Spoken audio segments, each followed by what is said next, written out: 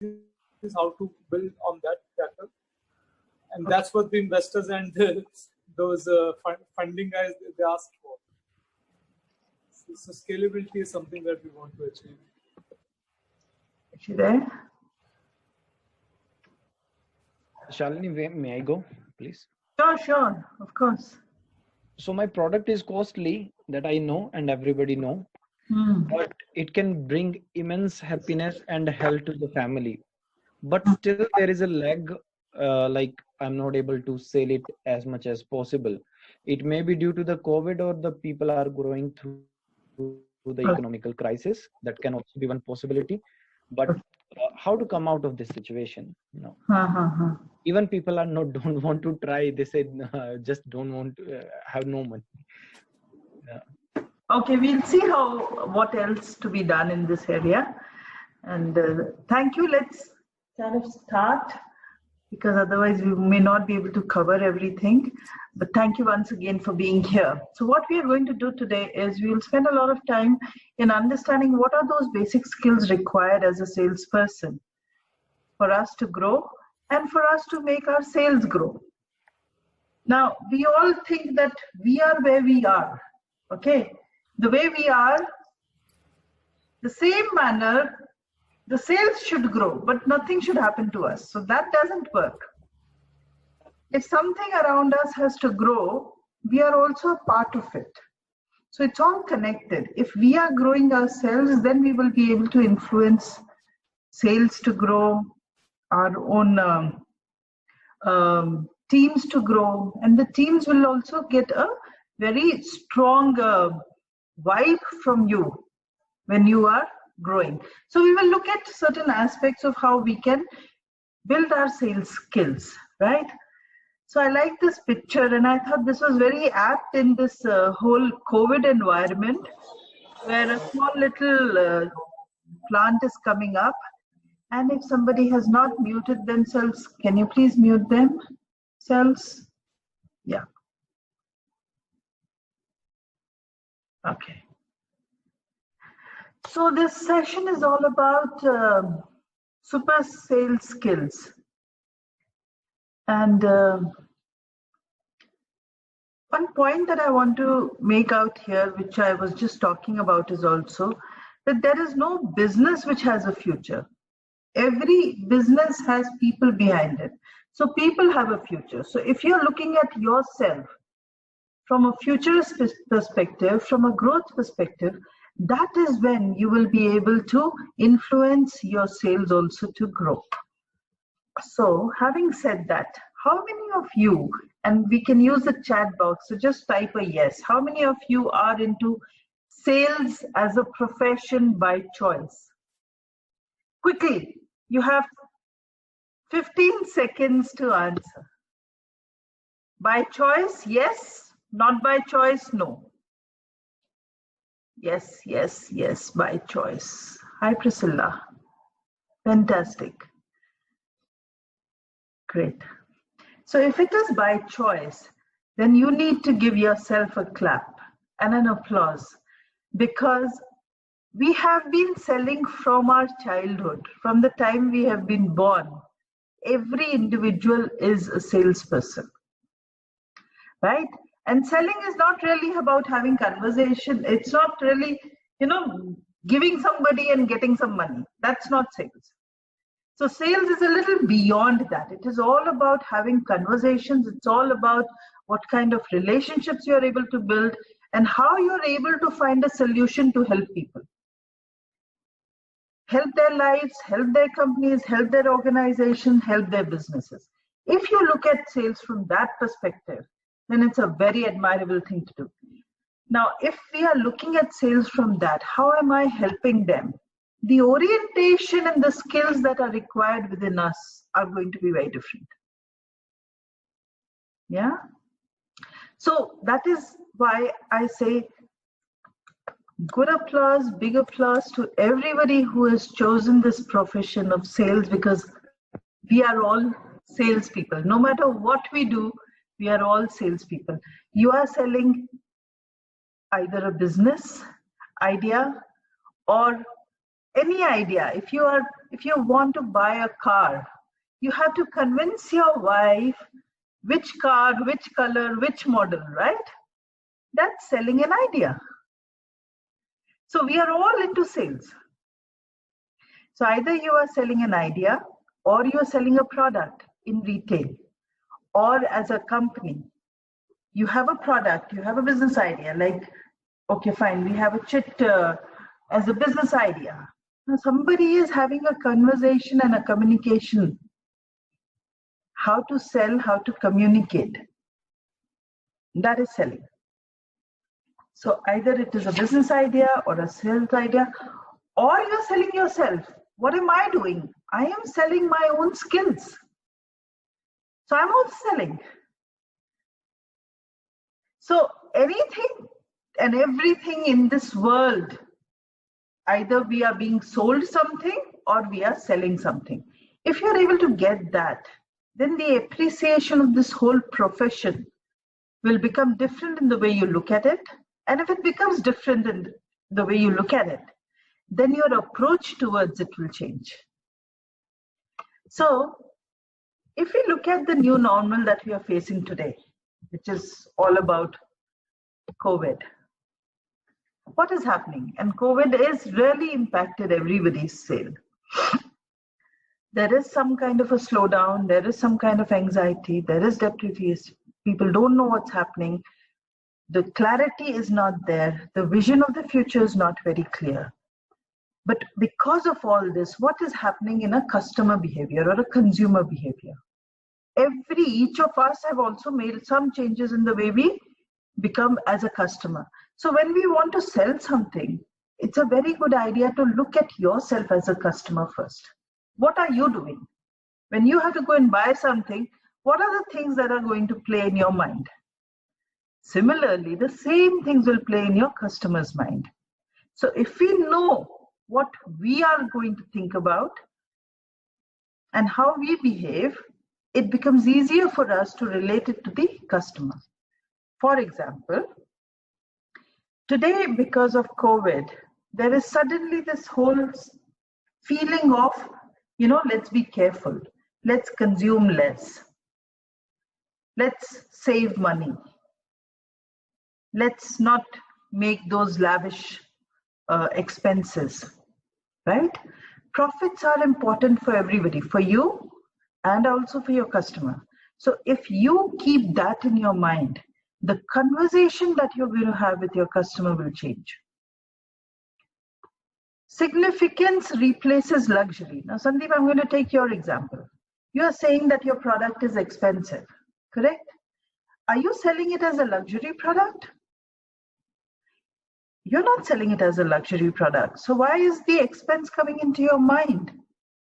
If you are going to look at your product as a luxury product, then yes, you can look at price. But if you are looking at a product which has significant value to the customer, then the conversation that you have with your customer will be very different. So that is how we need to look at the way we respond and the customer responds. Today, the customer is also looking at saving their money, not spending, being careful in the spends that they have. The customers are looking at eating more healthy food to have a greater resistance to germs.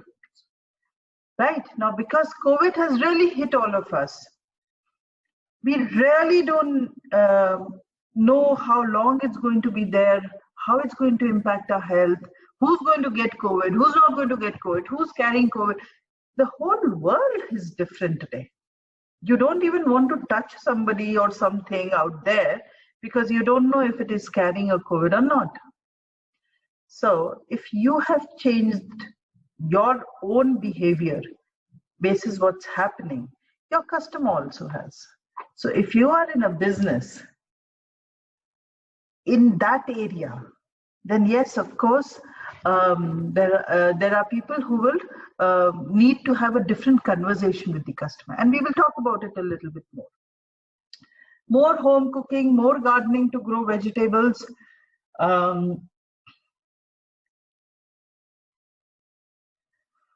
herbs, less eating out. No, this all is changing the way the behaviors are changing. Are you understanding the importance of looking at your behavior and the way the behavior is changing for your customers?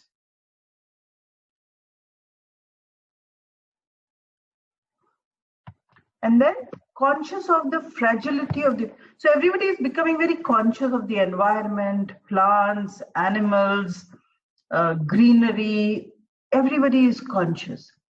Now, these are things that have changed in the last 2-3 months, right?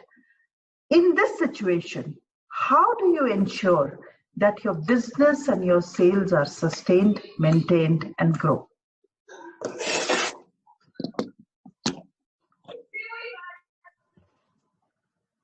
Okay, so this is just a context I'm setting, and then we will go further into how this is going to impact us. So what does it mean for us? It means that we have to relook at our strengths and our team's strengths. Is my team equipped to handle these changes in the environment? Very important. It also needs for us to rejig the teams and give the work that they are good at. If somebody is not good at handling difficult situations, if somebody is not good at handling significance, having a conversation on significance and has been only selling on cost or price, then you need to rejig it. Either you need to build their capability or you need to give them a different kind of a work where they can do a better job. So it is very, very important for you as a business owner, look at yourself, what is the skill that you're working on, and how are you going to make sure that your team's skills are also relevant in the current scenario. Very important is to recreate strategies to connect to customers. There are the customers are having a different opinion. They are looking for something very different. What are the strategies that we can have to connect to the customers? Also reevaluate what needs to be strengthened in your business. Is your product need to be strengthened? Is your communication needs to be strengthened? Is your process needs to be strengthened? Is the after sales delivery needs to be strengthened? Is the relationship with the customer needs? What requires to be strengthened? What is the most important thing that needs to be strengthened at this point of time? And when you look at what to strengthen, you also need to look at what is not required. So if you only keep adding and if you do not take things away, then also it becomes too much of a pressure on a business or an individual. So what is needed, what is not needed, and rejigging the whole thing. That is your super sales skills. Are you looking at what is happening in the environment? Are you looking at what my customers are requiring? And then how am I equipping my own organization, my own self, and my own team to be able to reach out to that particular group of customers? Yeah. In depth, we will discuss a little bit more now. But before that, I want you all to, I hope everybody has a paper and a pen with you or a notebook, because this is an exercise that I want all of us to do. This will take about a couple of minutes, but very, very important is, what is it you are sitting here as a business owner or as an entrepreneur or as a self-employed professional? You're sitting here and you want something out of this whole scenario that's happening. So what is your wish? There is the sales wizard. He is ready to grant you your wish, provided you know what you want out of it. So I would request all of you to take a pen, take a paper in your hand, and as we go forward, Ankur, can you just help me with muting somebody who needs to be muted? Just check. What I'm going to do is I will mute all, so all the people who are joining will also get muted. I'm muting all, and then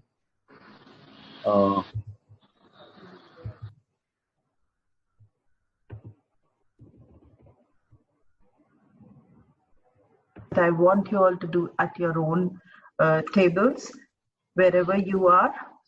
But I want all of us to participate. We are 34 of us on this Zoom session. I want everybody to. इतने YouTube sessions हैं. Ankur, you are not muted. Okay.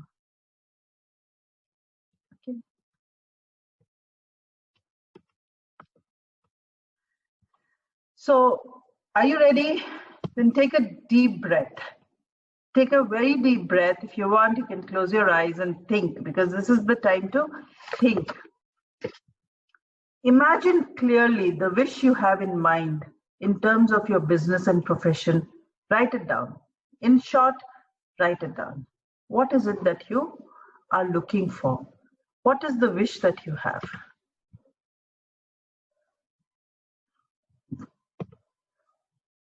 Do it.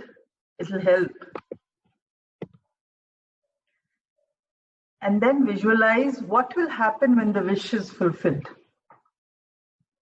Why do you have that wish? So what is going to happen when that wish gets fulfilled? Think about it. Take a minute, but write it down. This will give you your clarity as to how you want to get your sales done and how you want to grow your business. So please take, I insist, please take that 1 minute and write it down. Clearly, the wish you have in mind in terms of your business and profession. Visualize what will happen when the wishes are fulfilled.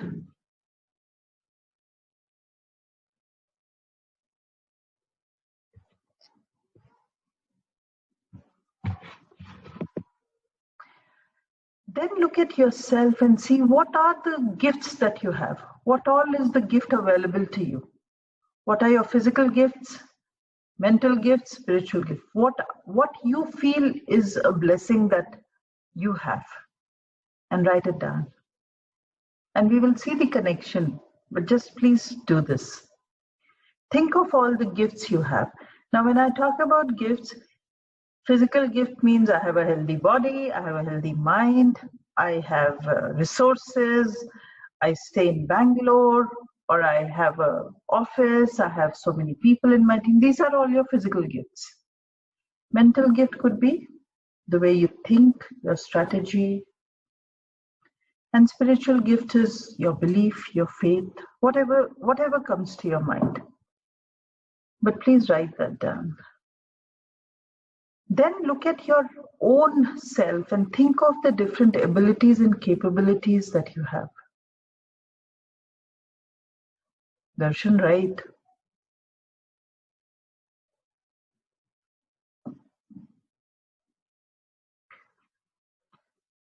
Think of all different capabilities and abilities that you have. Are these gifts very clearly in your mind now? You're very clear. What are your capabilities? What are your abilities? What are your gifts? What is your wish? What's going to happen when your wish gets fulfilled? Now think very specifically of these gifts and capabilities that would make your wish come true. So now you have a list of wish. You have a wish and you have your capabilities. Can you do a mix and match and see which are those gifts and capabilities that will help you to make your wish come true? You know, the solutions are all within us. It's just the way we look at it. I want you to look at it like that.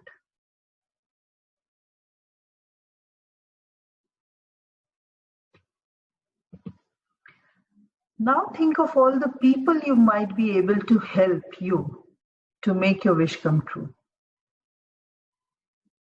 So who are those people who can help you to make your wish come true? Think of them. Write their names.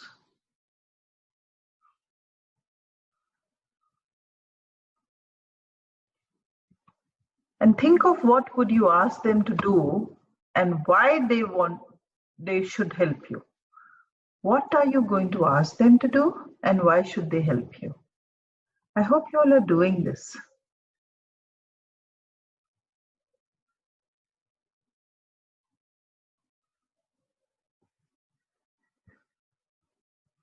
So I'm repeating the whole thing again.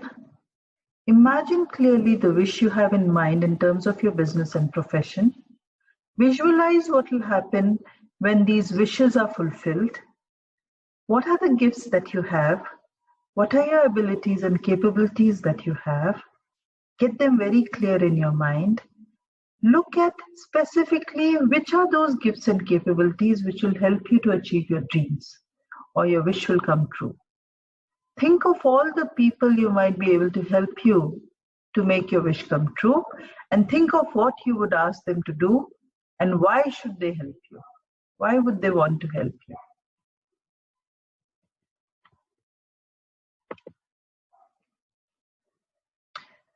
Done? Can I get a quick yeses if done?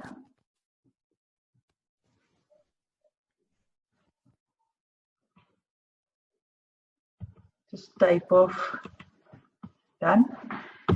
Now you've written everything. There is some clarity. Now close your eyes and think of the very first thing you would do to make your wish come true.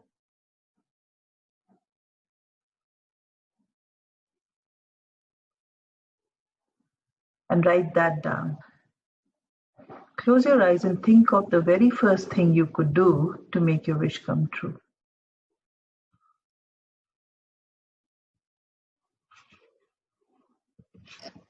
Okay.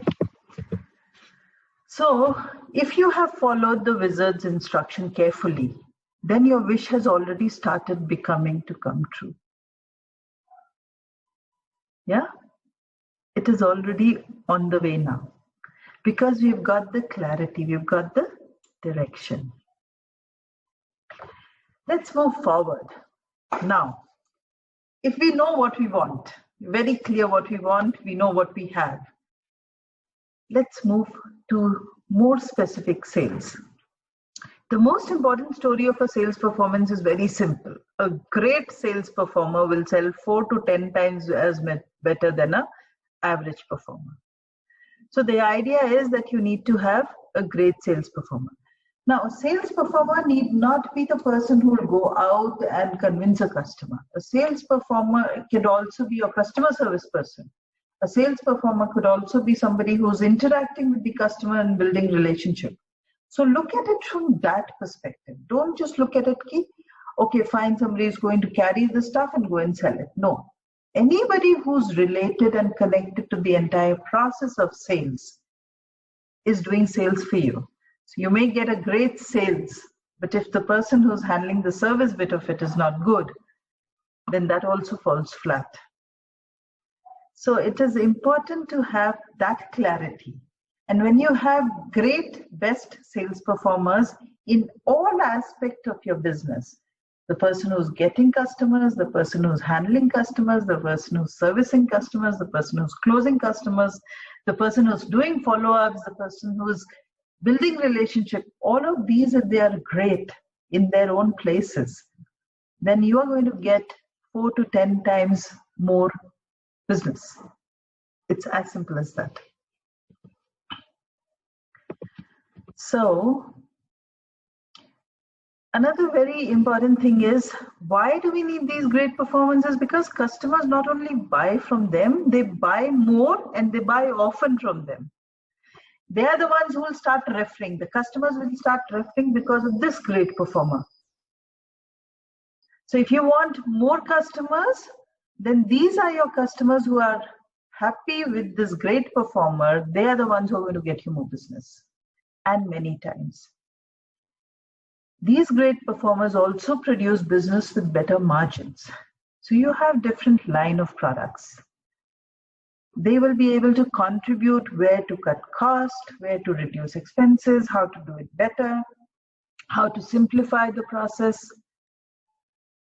If you need to have a great performer, you need to make sure that you are giving him that leeway to be able to help you build your margins.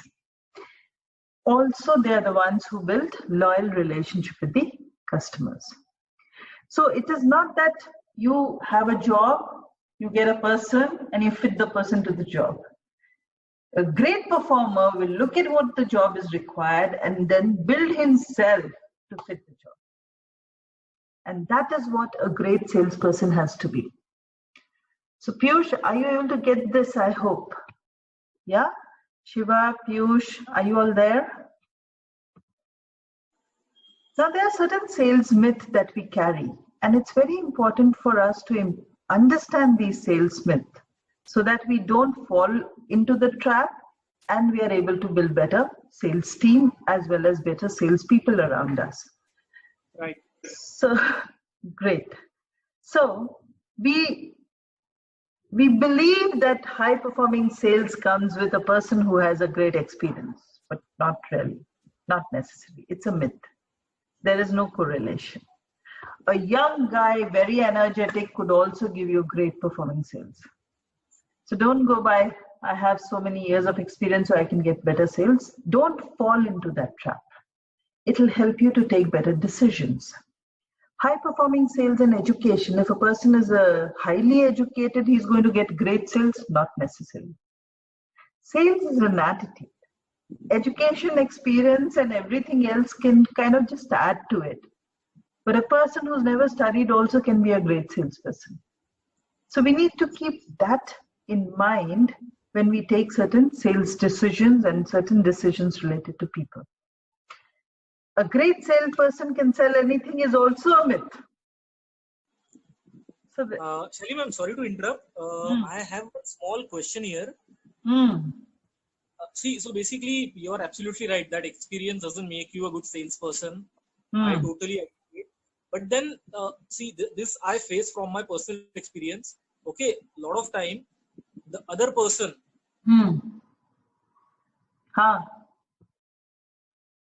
कहाँ गया Piyush? Piyush, I can't hear you.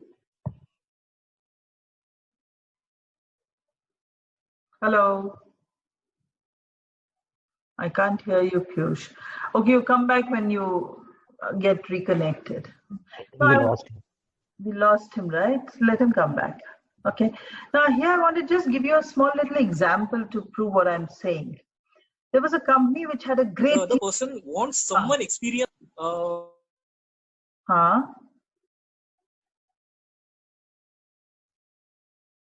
You just type your thing. I'm not able to hear you. We're losing you. Okay, a company has great team of exceptional salespeople who deliver consistent results in property and accident insurance. Right? So this is the scenario. Now the company decided to get into life insurance business. So what they said is, we anyway have a team which handles great accident and property insurances. The same team we will give to handle life insurances. But the team did not succeed. Why? Dr. Lipika, you want to say something? No, why you said so? Probably these people who are selling accidents, they might be focused more on death of the person than life expectancy. That's why the customer was not convincing and happy to connect with this kind of product. Correct. So basically, fantastic. Basically, the skill, the attitude required to sell different kind of product is different. So unless the person goes through an orientation, it is not right. I'm not saying they can't sell it, they can, but you need to orient them again. You need to retrain them. Just expecting they sell this, so they will sell this also is not the right thing to expect. Sorry. So what happens is most of the time we bring out different products. And then we just make sure that whoever has been there with us, the same person will keep taking care of all the other products. Now, if we are not giving them the orientation, then they will not be able to handle it. Similarly, if you are a person who's a salesperson who's actually out there as a field person and you get a new product, it is very important to get oriented to the entire complete product before you start selling. The feeling that I have sold this and I'm such a great salesperson and I can sell this also is a myth.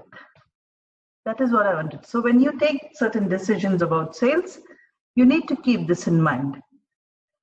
Now, why is this important is because if we do not keep this in mind, then we will end up having a wrong decision about sales. Sales is all about what decisions and what strategies you take. So this was just a brief again. I have not still got into my main content.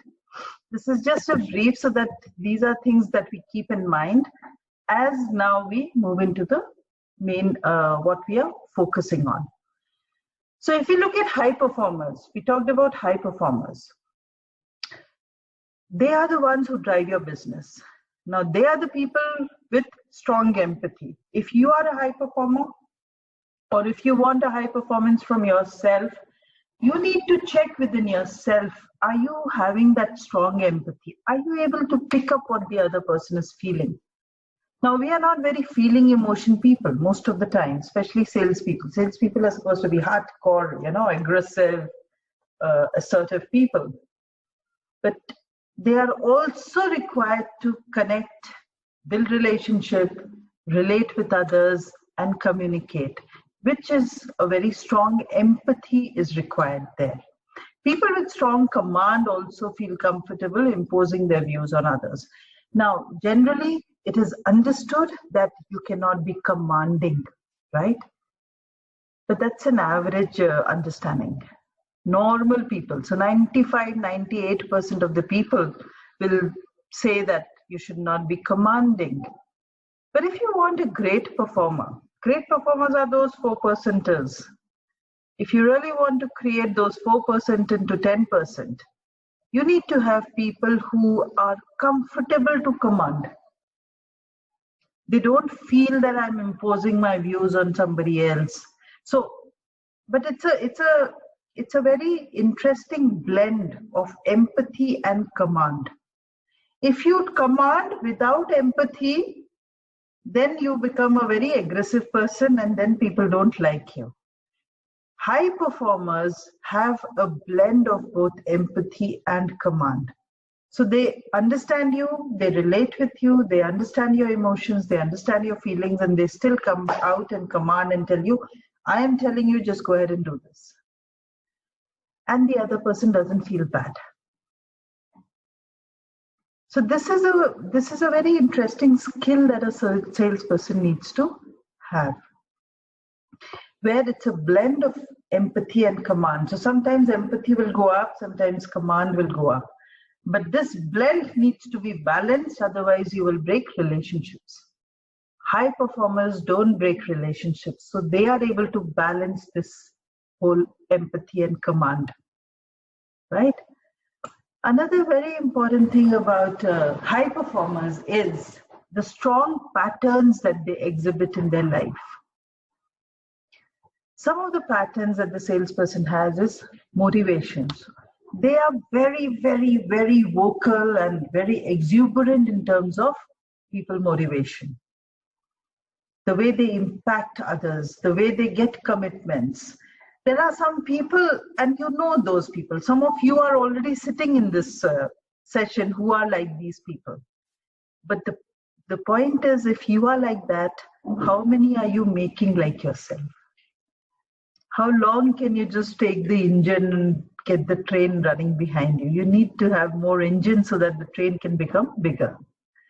So some of the people who are sitting in this group are already showing these patterns. The point is, how do you make sure that you have more of your people show these patterns? The structure that they need to get their works done, the ability to think of customer problem. These are very unique high performers attributes. So empathy, command, and pattern, and all kind of being balanced and demonstrated wherever possible. That then influences you. So I want all of us to do a little fill in the blanks, and this is where you keep your fastest fingers first. Okay, quickly. I'm going to ask a question. There are multiple options. You just need to do an A, B, C, or D, like in KBC. Okay, first question coming up, and it's a fill in the blank. Ensure that your dash aligns with your core mission and action steps that you follow. Quickly. A, B, C, D in the chat box.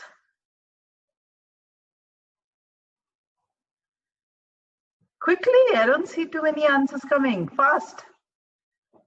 D, D, D, D, D, D, D. Okay. D, A, D, B. Okay, fine. All right. So the right answer is sales strategy. If your sales strategy is aligned with your core vision, and then your actions will be in the right direction. Okay. Second question, while preparing your sales strategy, you will define your dash or target market. Quickly, 10 seconds. A, B, C, D. Done? Give an answer. Yeah, I'm not seeing too many answers coming in. Quickly, quickly, quickly, quickly. Okay, A and B. So, while preparing your sales strategy, you will define your ideal customer or your target market. Very, very important. If you don't know who your market is, you will totally get lost, right? Selling is not about telling your story. It is dash theirs.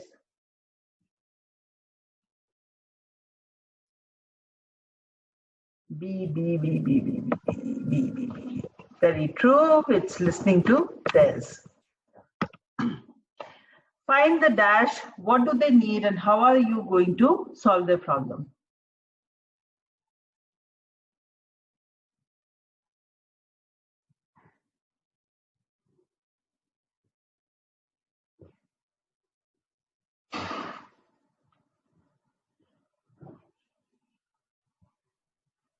A, pinpoint. Guys are perfect. Everybody is fantastic. Awesome.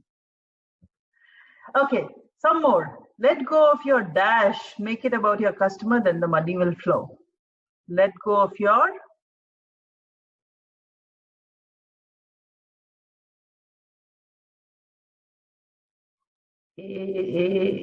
C. So the right answer is C.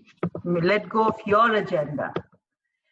If you want dash, then most likely your customers aren't. If you aren't believing in your product, prepared, having fun, positive, what is it? Quickly, fastest finger first. B, B, B, B, D, D, D, D, A. Okay, the right answer is having fun. If you're not having fun, most likely your customers are not having fun with you. They will look out for somebody else where they can have fun with. Okay. Selling is a process and closing is a part of process. In this process, you must show dash to your prospect before, during, and especially after the sale. What should you show?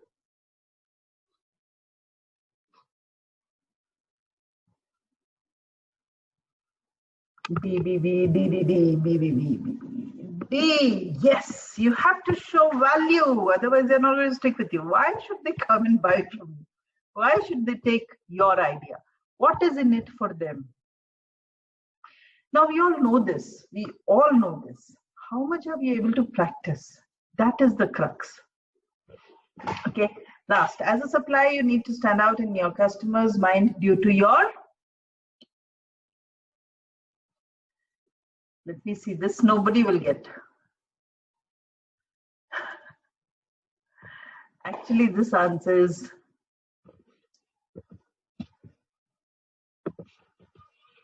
all of the above, right? Okay, last 3 questions. Dash is the most important part of making sales.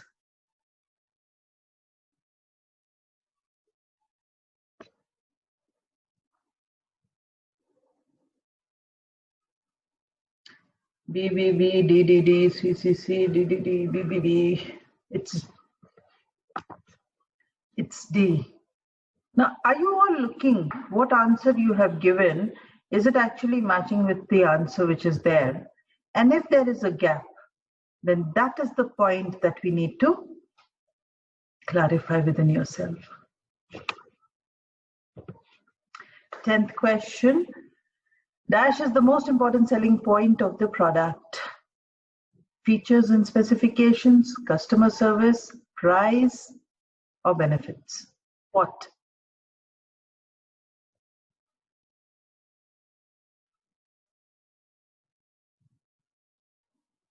Yeah, actually it is D. Benefits. The most important thing about a product is its benefit. If the customer doesn't see a benefit, no matter how much is price high or low, he's not going to buy it. No matter how good your service is, he's not going to buy it. No matter what features and specifications are there, he's still not going to buy it. Okay? And dash is your best trait.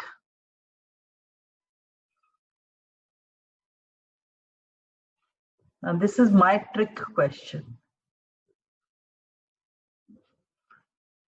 This is my trick question. You won't get it because the right answer is all are important.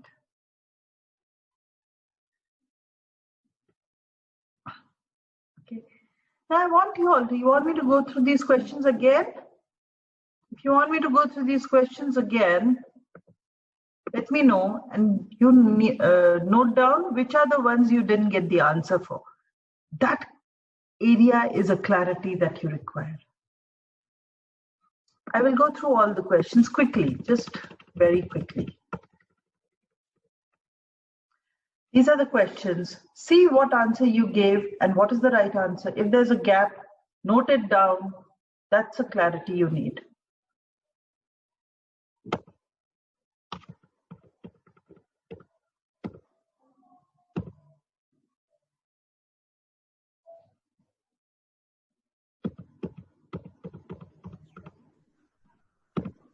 Yeah, Shalini, can you emphasize on point 5? Can you spend some time on point 5? Sure. Let go of your agenda and make it about your customer, then the money will flow. So most of the time we fall in love with our own product. We fall in love with what we have to offer, right? So everything is seen from the way it becomes our agenda. This is what I have and this is what I can give you. But the customer may want it, may not want it.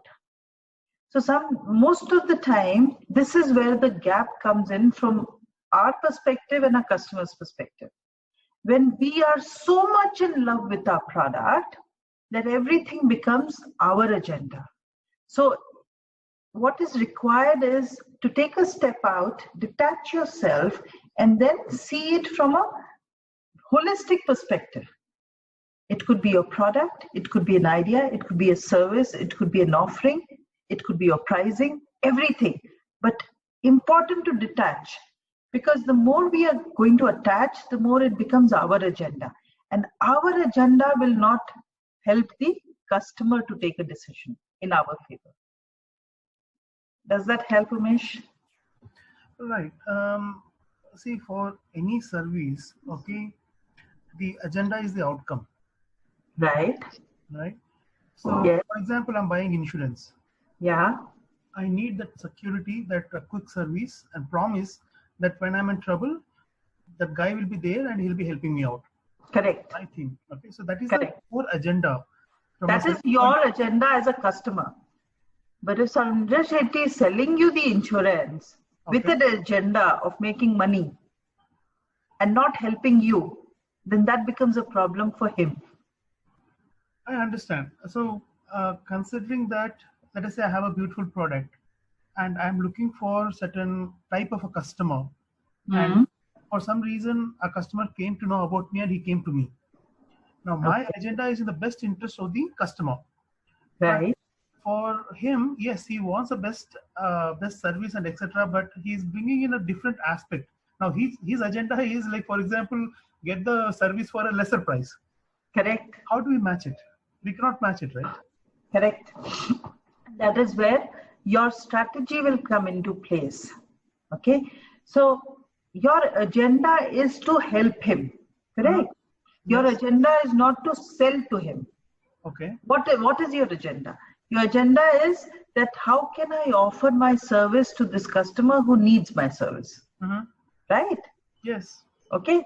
Now, if you focus your entire communication and interaction only because, no, I want to help you, this is the best thing for you, and you continue with that communication, then the customer may not get it, because then he will feel as a customer that you are imposing on him, your agenda. Okay. So there it is important to tell him what is it that you have to offer. Tell him where the gap is from his requirement and what you can offer. And then see with a negotiation if there is a possibility of reaching some solution in between. So, for example, Umesh, in your business, somebody might come and say, okay, fine, this course I want my daughter to do, but I feel that it's a very expensive course, right? Yes. But I think that you guys do a good job, but your competitor is giving me at this cost. So why are you giving me at a higher cost? Yeah. Right? Right. Now, here, if you operate from an agenda of no matter what, I need to get him, and he should not go to my competitor, right? That could be your agenda. Then the communication may fall flat. He may still take all the information and go away, right? But if your agenda, you drop your agenda, you let go of your agenda and then see, okay, fine, what is it that you want? How is your daughter doing? And get more into depth of why he has come when he has already gone to your competitor. Why did he still come here? Right. Right? So then once the whole story becomes, rather than yours, becomes the customer's, then the relationship gets built. Does it help? All right. Yeah. So I thought maybe we have to give away our arrogance to not listen to the customer. I thought as For much. this, yeah, because for this, I thought maybe we have to give away our arrogance and make it about your customer. Arrogance, arrogance definitely, but my point is arrogance for something that you have as a differentiation. If you just let go of that whole arrogance or an esteem of what you have to offer, then your communication will fall flat. Go back to the high performance where the command comes in. Arrogance somewhere gives you the command. But agenda will give you a relationship, a trust breach. All right. Yeah? Yeah. Okay. Thank you. All right. All right. Okay. So, yeah, I think all the questions you have gone through. Now, great salespeople need great sales skills. These are must-have great skills in a salesperson. Nice to have. We are going to cover the first 5 of them, which are important and critical. And I hope it will cover a lot of areas that you all had expressed as a need at the start of this session. So some part of it will get covered in those 5. Apart from skills, great salespeople also need great attitude. These are the different attitudes that a salesperson needs to have. So sales is a profession, full-fledged profession with all things put together, mixed up into different degrees, and those degrees define how great a person is or not is, right? So let's start with the first 5. Now, I would like you all, don't get confused with this whole presentation. It's a very simple one. There are 5 things that I talked about: communication, curiosity, active listening, customer research, objection handling. These are the basic things that a salesperson needs. Now, they are all interconnected to each other. So if a person has great communication, he also needs to have an openness to active listening. Because if active listening is not there, just the communication of the ability to speak is there, then it's not a great salesperson. Yeah, they'll still manage somehow, but may not be a fantastic. So I want all the sales guys here on this call to look at yourself and see which are the aspects where you think you need to build on further, right? Now, how is communication connected to customer research? Only when you have done your research and you have the information about the customer, can you connect and communicate to the customer as a presentation. So what are you going to present? So the presentation is an outcome of your research and That's what you end up communicating.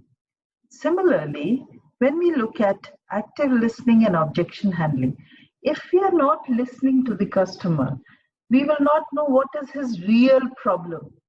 So how will you analyze and how will you respond? So I am trying to say that, no, this is very expensive course in DQ Lab, but my competitor is giving me at a better rate. And I think they also have a similar kind of a course. So why should I come to you? Now this, if you have to listen actively, you need to ask questions and get into details of where is he coming from. Probably he is coming from somewhere where he got a reference about DQ Lab, but he's still dilly-dallying between cost and DQ Labs, or he's not sure, or he has got a bad reference. Unless we listen, we don't know the problem. If we don't know the problem, we can't analyze the problem. If we can't analyze the problem, we cannot have a communication and conversation with the customer. So it is important for each of us to really understand where are they coming from? What is happening? Okay, so active listening is linked to objections and query handling. Objection and query handling is linked to curiosity, which will help you to make better decisions. Where is this? So curiosity is all about being inquisitive. Where is this? What is happening in the market? Where is this question coming from? What else is possible? The minute you get into that mode of what else is possible, what can we do better? How can we handle it better? Then your judgments, your decision makings are much better, which is another very important thing for a salesperson. So this is a super sales skills that we need, and these are the things that I have tried to highlight. Each of them we will get into a little bit more in detail. Now before that, I want to also help you understand how a customer behaves.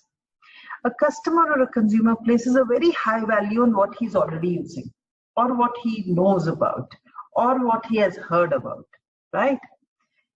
Than the value that you are trying to bring him. So if I don't own it, if I'm wearing a Louis Philippe shirt and you come and say, Shalini, why are you wearing a Louis Philippe shirt? Van Heusen is better. What do you think I'm going to do?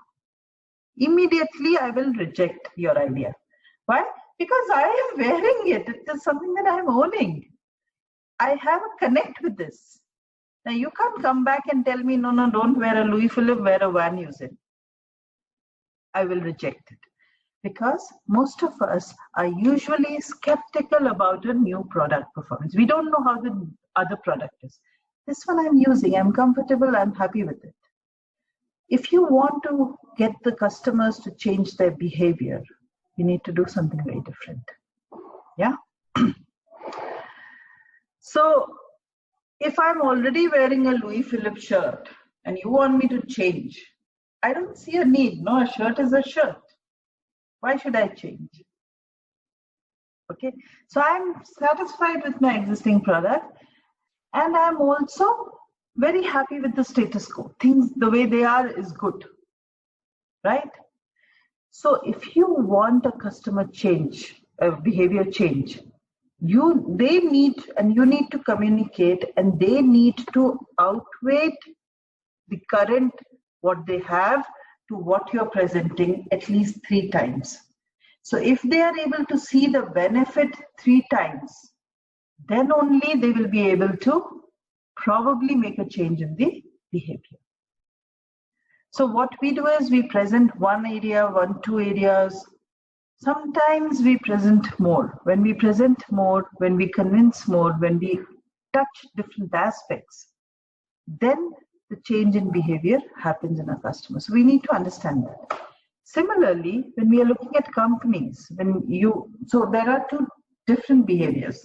There are retail customer behavior and there are organizations where you interact. So since we have people who are handling retail business as well as B2B business, I'm also going to talk about in the B2B space. So in the B2B space, in the companies, they are convinced of the innovation, but they are likely to, they also have a need, okay? and they will change if they are satisfied with their existing. So for them, it is a different conversation that you need to have. So if I have people from Kanika, then your focus will be on consumers, what they are having and how they need to change. But if I have people from Semitionic, then people have to look at what is the current software that they're using, what are the problems that they're having, are they dissatisfied with the existing substitute, and then are they looking for something new. Here also, they need to outweigh the product benefit by a factor of 3. So what is the factor of 3 that they can see in the new product? Then the change of the behavior will happen. For example, Sandeep, you try and convince me on Kangen water, but for me it's a hassle. Okay, so if I want to change, it's too much of hassle, it's a cost, I'm not sure if I can convince my family. There are some 5, 6, so I'm very happy with the status quo. Now, if you want to get me, your conversation with me, your 3x has to be different with me. That 3x factor defines a higher performing salesperson. So the consumer or a customer outweighs a loss. What am I losing? Am I gaining 3 times? Then only the change will happen.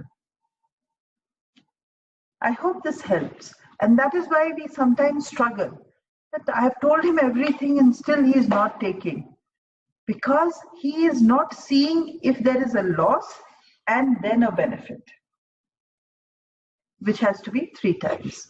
For example, if somebody is selling a second-hand car, what is the benefit that the customer has of buying an automatic versus manual? And is he feeling the pain of manual? If the person is not feeling a pain and you keep talking about automatic this, that, this, he doesn't feel a pain, so he doesn't see a 3x. So you'll not be able to convince him. So it's as simple as that. So if we understand that, then we also need to see how the strategies will get formulated. What we can do to create more customer-centric strategies. First, change requires time. Some people change with time. Some are late adapters. You need to know your customer. He will not change like that. I remember when I went, when the iPhone 7 was launched. The day it was launched, 12 o'clock in the night, I was standing in a half a kilometer queue to take my iPhone 7. Right?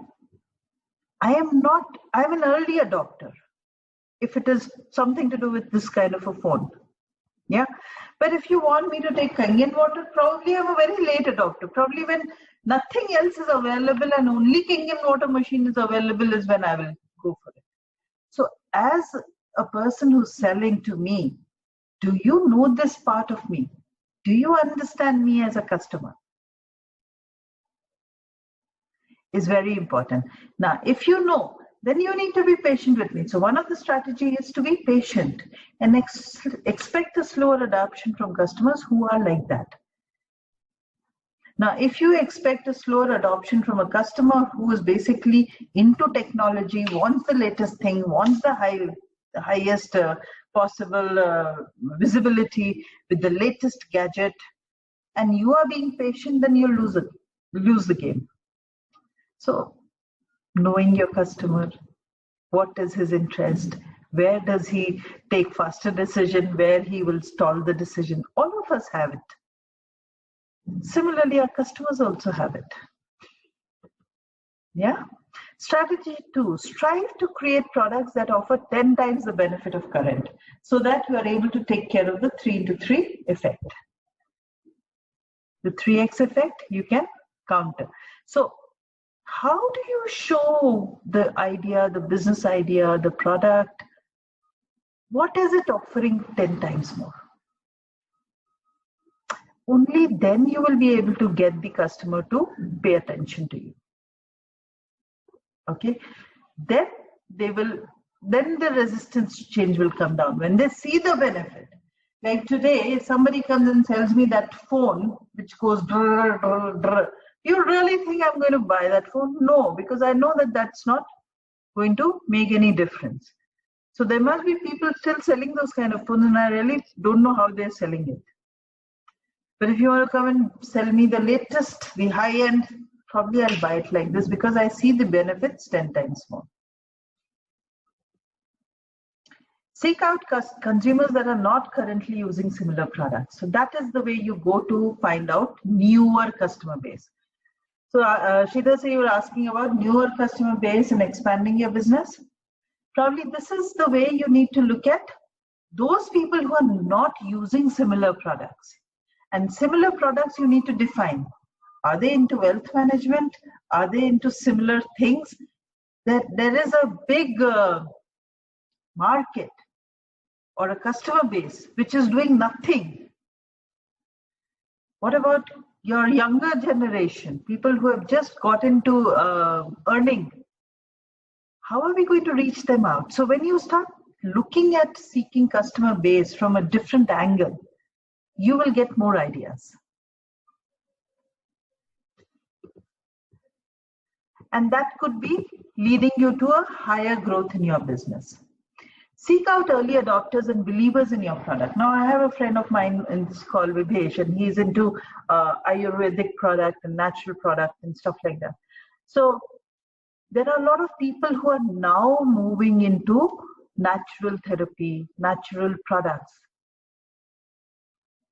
So if he wants to grow his business, then the strategy is to look at who are these early adopters and who are the believers in this particular area, and then go to them.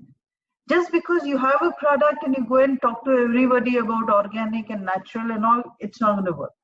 So you need to figure out where my customer base is and then go and target those customers with the value and benefit that product offers to the interest that the customer has.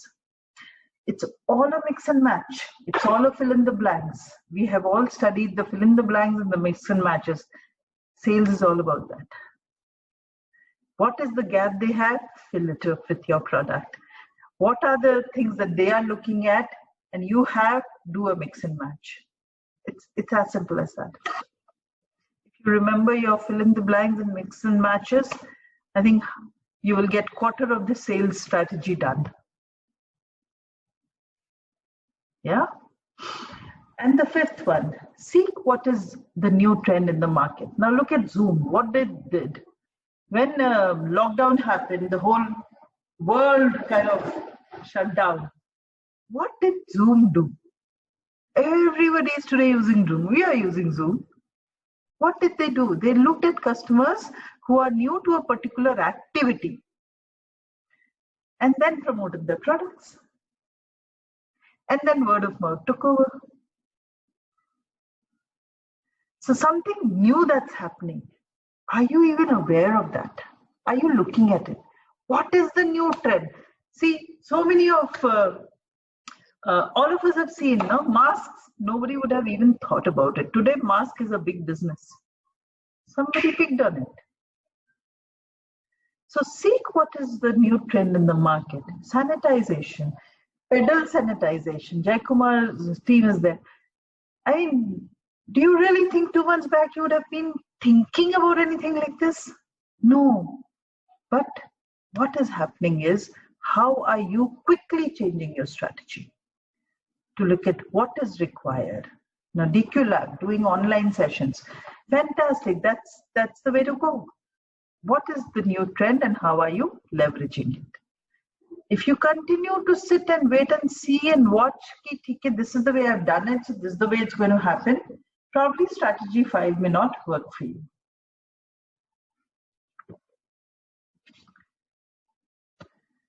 And then we come to the first bit of it, okay, which is communicate to customers, get the customer excited.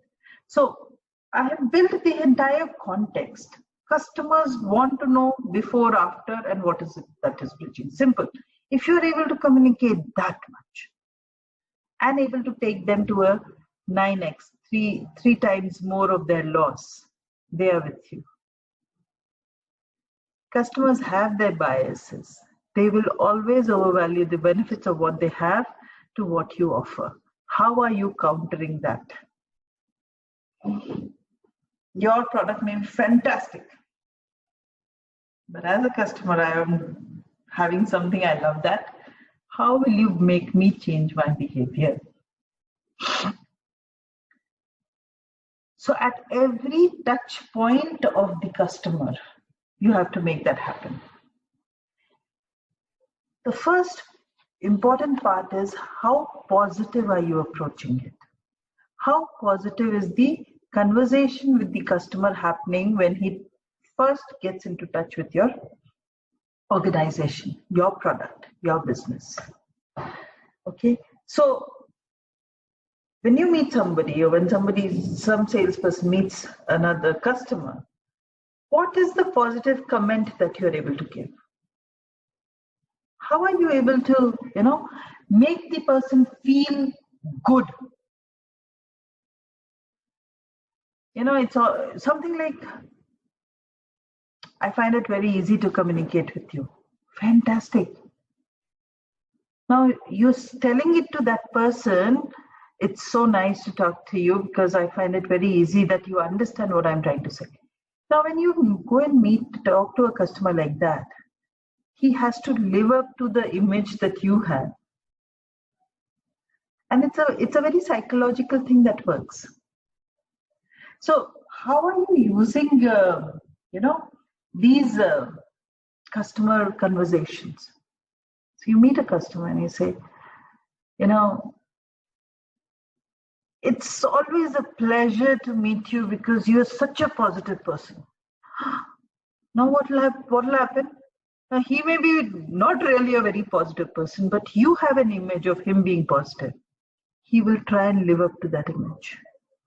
Your interaction with that customer will become better. So I don't know, Ritika or Preeti, somebody of you asked how to influence people, right? This is the way to influence. This is the way to make an impact at the initial. Start with a positive comment. Start with an image, a positive image of that person you have. They will 90% of the time try to live up to that. Okay. One don't talk ill about anybody, no gossip, no competition, nothing. Shalini, one thing here I just want to let you know.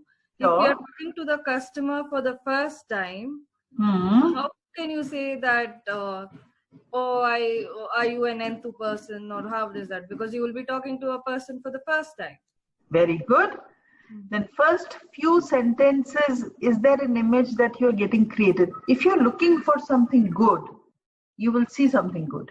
So first few sentences or first interaction, what is the image that's getting created which is positive with you? And that I didn't get you. Can you give an example? Because I didn't get you. Okay. What's the business you are in? I'm into a wealth management. Okay, great, fantastic. So a person you're meeting for the first time, they would have some history, they would have done something with their money till now, okay? Right? So they may have managed it themselves, or they may have used a different kind of an instrument, right? And they have come to you looking at an option of what else is possible, correct? Can you say to them, it's very good of you to have looked at different options, and I hope we will be able to reach to a better solution. Can you do that? We can, but before that, we need to tell about who we are, right? Before they trust us or they come up with us. Okay? So when we are talking for the first time. Correct. Right. When you are talking for the very first time, yes, that's not a relationship building. That's not a communication to the customer. So there is a difference between connecting and saying hello, how are you? I'm Meghna, I'm calling you from so and so place. This is not communication. This is a connect. Communication is when you have a conversation. Yeah, that is what. So when we start a conversation, only is the first thing what we do. If it is a person who we are talking to, a new person, Yes. We will always require a communication. So how do we start? So, okay, I say, hi, I'm Meghna, I'm calling from this company, all that. And then you start, okay, then you start building your relationship with them, or how is it?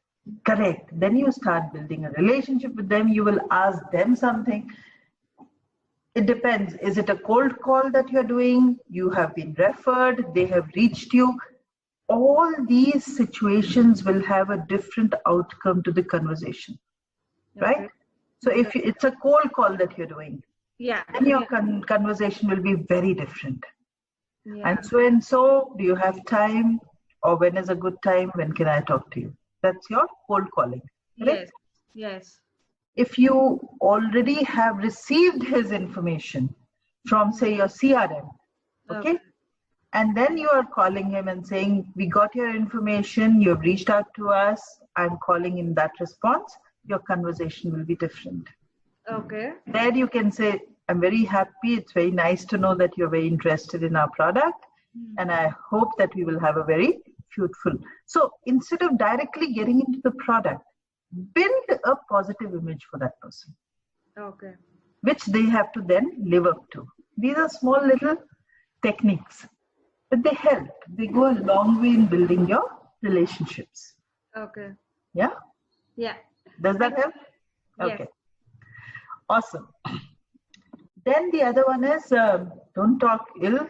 And last is always when you're closing your conversation, when you're closing your call, when you're taking leave, always and always end with a positive. If you don't have anything, just offer a chocolate, but that's also good enough. But always try and end your conversation with a positive. You can always say, easy to do business with you. You make me very comfortable to talk to you. Anything, but always end with a positive. You go out of the room, you go out of the call, the person is still thinking about you because you have made him feel good. When you make somebody else feel good, that person has 85% chances of feeling good about you. When they feel good about you, you have a higher chance of doing business with them.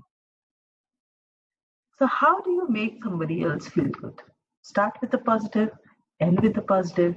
Don't talk negative about anybody, competition, nothing. We have this tendency, and I've seen it, a lot of people have this tendency now. Because favorite topic nowadays is COVID. So we will say, hey, so how is COVID? How is the business? And then what are you making the other person do? Go down, down, down, down, down. And then you want him to do business with you. He's not feeling good.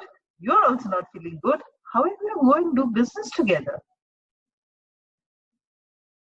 So what else is possible? What's good about the whole thing? How can you make things happen for the better? That's the difference between a high-performing sales organization, high-performing salespeople, and the other average ones. Yeah. So this is what you can do is get more into conversation of leading questions, how to win over your prospect by feeding them don't. So laying out the reality, what's the before, what is the after, and how you can support. So it's a little detail on that. I'm moving a little ahead. So once you have that conversation, the other important thing, one way of communicating is the sales presentation that we make to people. Okay. So I'm going to just give you a couple of tips. Sales presentation itself is a 2-hour session, but I'm just going to give you some tips about sales presentation. First secret. If you are making a PowerPoint presentation or a file presentation, the idea is to leave them with an image. Okay. Even if it's a product, the idea is to leave the customer with an image. You can say, I have a product and it looks good, but you don't have a product to show, doesn't work. You can't show a product, can you show a presentation where it shows by using your product what was the happy outcome? See, the whole world has a affinity to be negative. When you talk to somebody, they have an affinity to talk not good things, right? But when decisions get taken, they are always taken from a level of being happy, being positive. So you need to be at that level to get decisions in your favor. That's the way it works. Secret 2 is always try and see if you can talk numbers. You know, our product dries up 5 times faster than cement or granite or whatever you want to say. But always say, if possible, so show some statistics to emphasize the comparison. India is the second largest population. And it's always a comparison that we talk about, right? Even today, if you look at the newspaper, it's only giving you Bombay, so many cases, Delhi, so many cases like that, Bangalore, so many cases we see and we feel happy. Don't we feel happy? Oh my God, Bangalore, we are safe. What is that message being? It has got nothing to do with us. We are not the ones who are taking care of those people. We are not getting impacted, but we still feel happy, right? And suddenly that pride comes in. And at that time, somebody says, Bombay jana, you'll say, no, who wants to go to that place? I'm very happy in Bangalore. Consumer behavior, that's the way it works. Include statistics that tie the real success to the benefit. So, for example, Ankur can always go around and say, gold is giving you 10 times more returns than any other investment product. 25% more. Okay, I thought as much. I was just checking if you're there. 35% more than any other investment product. So it's always nice to show the benefit, always when you're talking about your product. Okay. Second is important is listening. I don't want to talk a lot about listening because we all know that listening is important. But the reality of a salesperson is that we are always making a movie. Somebody starts saying something and we are always thinking of what question I will ask or what answer I will give. Always. Catch yourself doing that. Smile, take a step back, stay in the moment and wait for the other person to complete because you miss out. We all have, we don't listen. We are always making a movie. Okay? When you listen, stay in the moment, ensure that you understand everything that the person is saying. Your objection handling will be better. Your presentations will be better. Your next conversations will be better. So listening itself is a big thing. I don't want to get too much into detail. It can, take another 2-3 hours. But yes, important to slow down your conversation to ensure that you can truly position yourself as a consultant seller where you are listening to what the customer is wanting.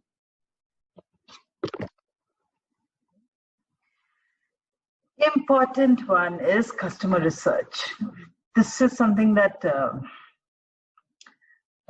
is very critical, no matter what kind of business you're in. You could be selling detergents, you could be selling cars, you could be selling buildings, you could be selling toffees, you could be selling anything. Unless you understand your customer, you will never know how to sell it to them. So knowledge is power. This is where you can create a differentiation. So customer research and customer insight will help you how to get the communication through. What do they want? Why do they want?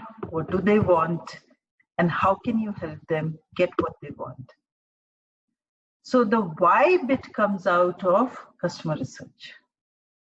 Understanding different types of customers, trends, competitive landscape is one bit. But getting into the depth, what do they like? Why do they like that? How do they respond? What they don't like will help you to know them better, reach out to them better, have better conversations so that you are able to get better sales. For example, let's say research on some specific customers, companies, whatever you want to do. You can get information from social media, news, public financials, connect, CRM, somebody you know, some reference, something. Now, for example, there's a company which is your client, okay? They have to cut their cost. They're dealing with probability with a lot of pain in their operation because they have to cut costs, they have to reduce manpower. Now, how will you find information about this company and how will you know what they need for you to help them? Read about it, network, build relationship, get connect, get references. But before you go and meet a customer, see how much you know about a customer. What all can you gather? Then make a point. Don't make a complete picture. Don't write down this is what they are. Write down your questions because there will be a lot of questions that you still have. Questions will become your opening conversations with those people. So when they see that you have done your homework, they see that you somewhere understand what they are going through. You are working from empathy, you're working from command. You have a better chance of getting better results. So customer research is a very, very important. All guys from Mityanic, are you getting this? All guys Vestige, are you getting this? This is very important. Can I get a quick yes from all of you? Are you guys there? Yeah. Yes. Yes. Okay. Thank you. Thank you. When you know customers, when you know market, when you know trends, when you know what they are looking for, when you know how to communicate and your own strategy, then objection handling is actually very easy because you've listened to them, you've understood them. Then this is an opportunity to ask more questions, build more connections. For me, objection handling, query handling is a great opportunity to build connect and relationships. So as a salesperson, don't run away from objections. Don't run away from queries. And if you're not able to get it done, keep practicing. Get a colleague to ask you 20 questions. Write down within yourself. Do your own role play. As a customer, what 20 questions you will have. And then see how you will answer. Practice will make objection handling perfect. And this is what the top salespeople understand. They must learn to feel comfortable doing the uncomfortable thing. Objection handling is an uncomfortable thing. Practice will make it a very comfortable job. And one very important thing is smile, be happy, everything will work out. And the last is curiosity, and I like this picture a lot. Curiosity is nothing but actually showing interest in the customer challenges. Not not superficial, but really getting into the depth. Really making them feel that you're a part of their organization or you're a part of their family. You know and you feel for them. The minute we are able to do that, we will understand the why behind a customer behavior. When you know the why behind a customer behavior, all answers are done. The sales is done then. The biggest problem, the biggest secret which is hidden is the why behind a particular customer's behavior. You get that right, and that will come by being curious, being really interested, that whole heart connect has to happen. Then you will know the pain points, you will know what they want, you will have your solutions, and you will have great sales. So this is what I wanted to offer today to all of you. We will have some questions, but before I get into some questions, so we have some questions here. We can unmute everybody. we can have some questions. And I have a specific offer also, a very special offer in case somebody is interested. I have a coaching, if anybody is interested.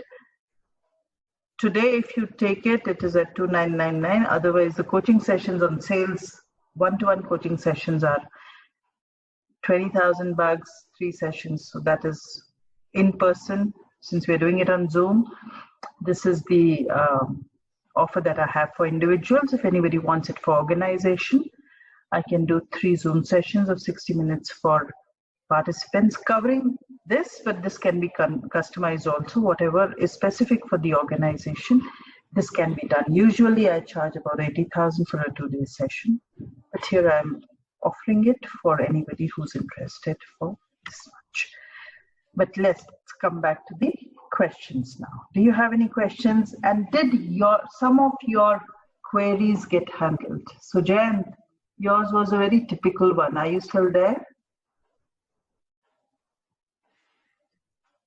Ankur, can we unmute people now?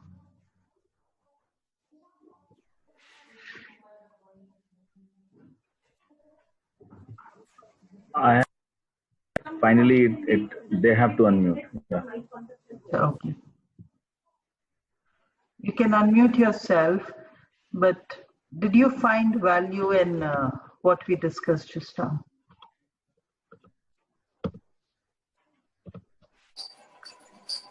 What new did you learn today? Was it something that you can implement? And what do you think your results you will see after you apply what you learned today? Anybody would like to go? Now it's an open session.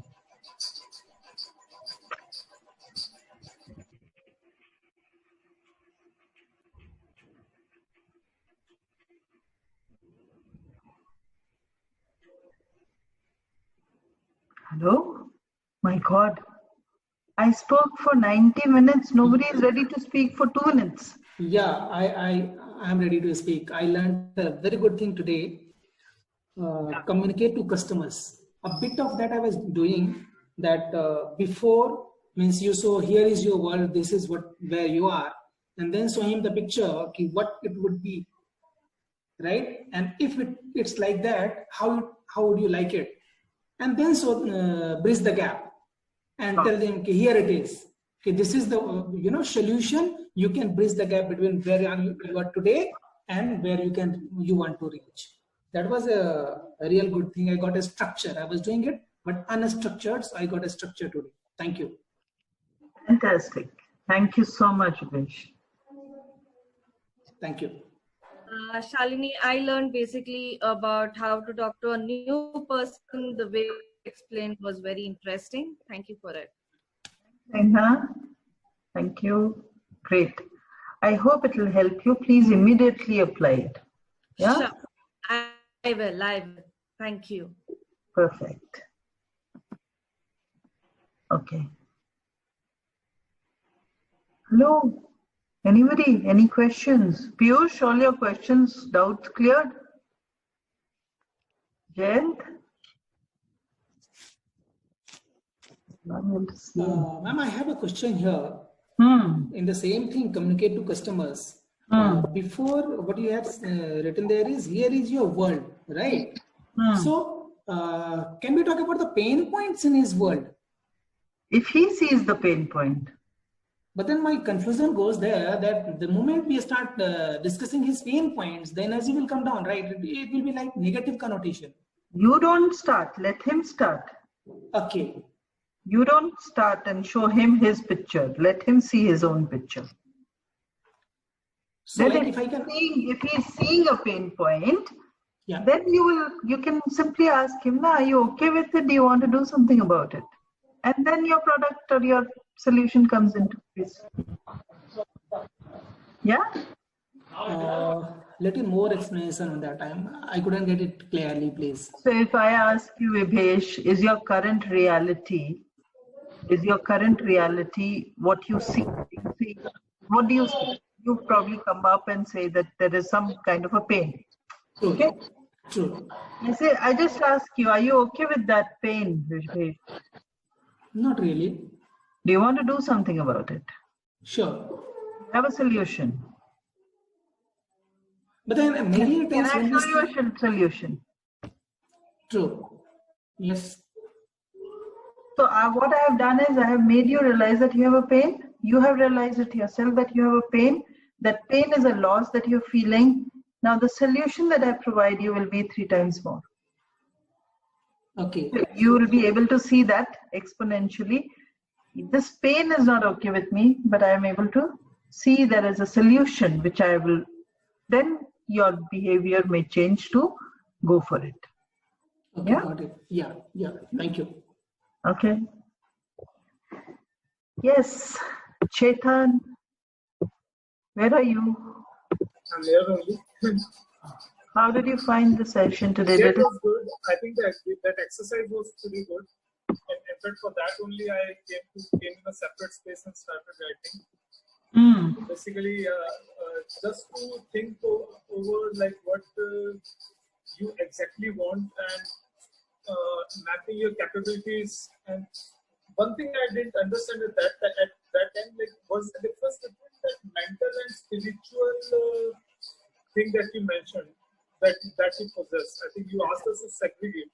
That's okay. It'll come. Physical, you told us, mental and spiritual. Physical, mental, spiritual. If you don't think that you have a spiritual gift or a mental gift, perfectly all right. Just focus on what you know.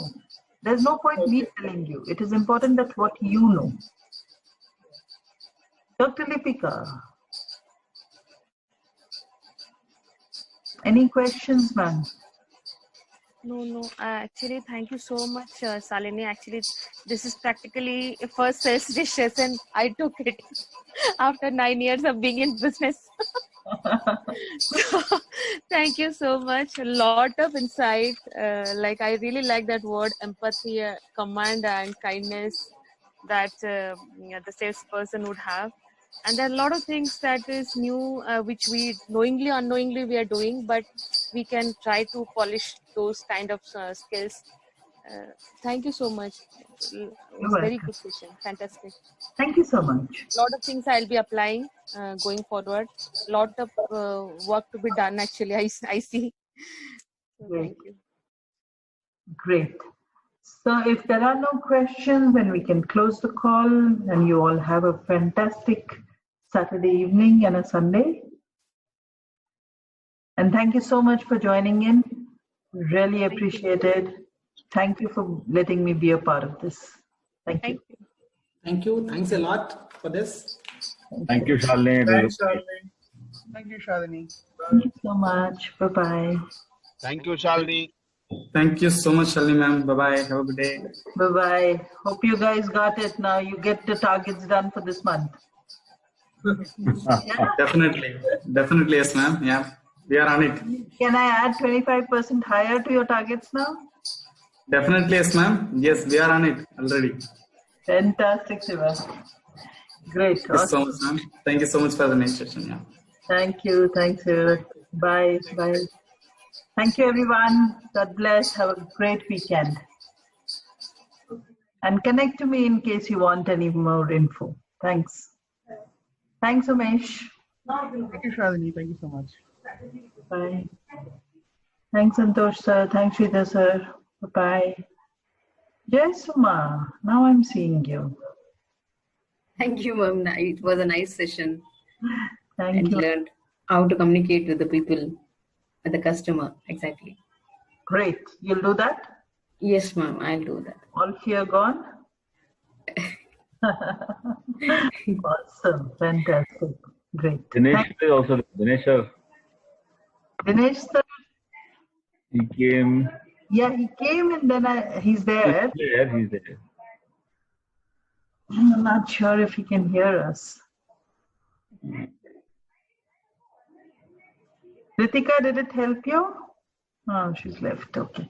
All right. Thank you so much. We can end the session, Ankur? Yes. First, you pause the recording. Pause the recording. Where is the recording? Yeah.